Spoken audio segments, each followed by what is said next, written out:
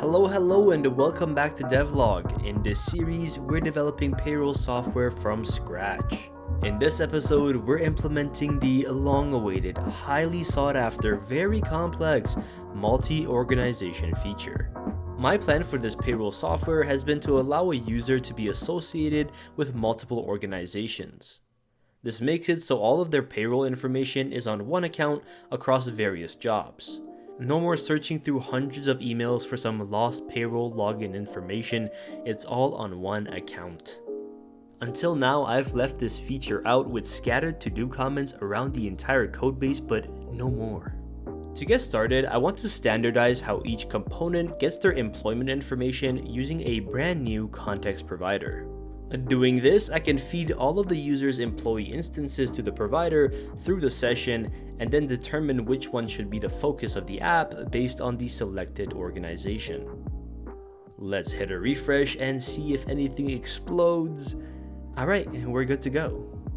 Of course, we'll want to store the selected organization somewhere, so let's use local storage for now. As I'm typing this code, you can see I suddenly stop.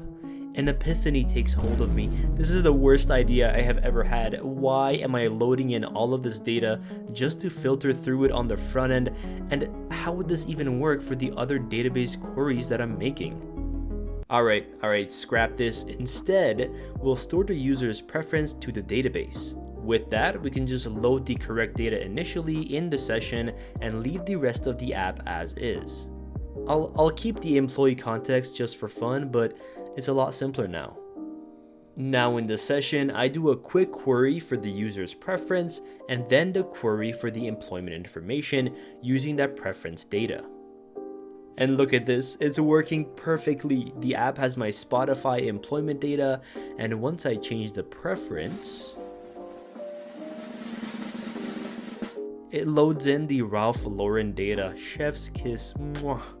Alright, now all we need is a way to switch between organizations. And for this, I've created a /organization route which takes us to this blank canvas. On this page, we'll display all of the user's associated organizations as individual cards they can select. We can do a quick Prisma Query to get all of the user's employee instances and map over them to display the information we need. Nice, we got some information showing up.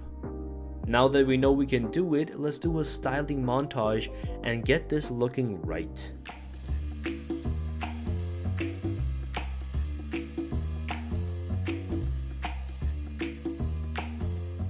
To actually update the preference stored on the database, we'll use Next.js server actions.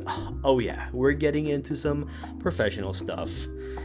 I just don't want to set up another API endpoint. So the user clicks on the card and this calls the update organization preference function, which tries to do an update query on the user's preference.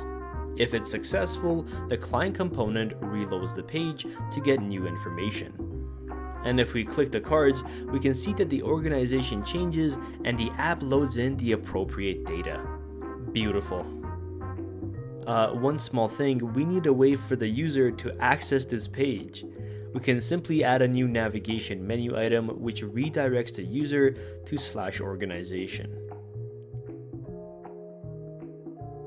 Perfect. And we're done. Let's take a look at the final results. Starting off with Ralph Lauren, we can use the navigation menu to switch our organization.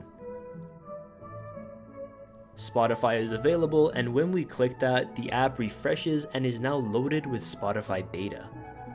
Very clean if I do say so myself.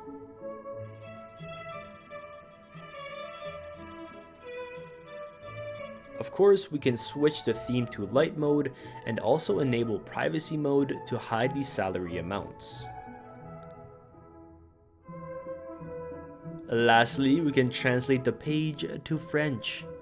Très bien, as they say in Quebec.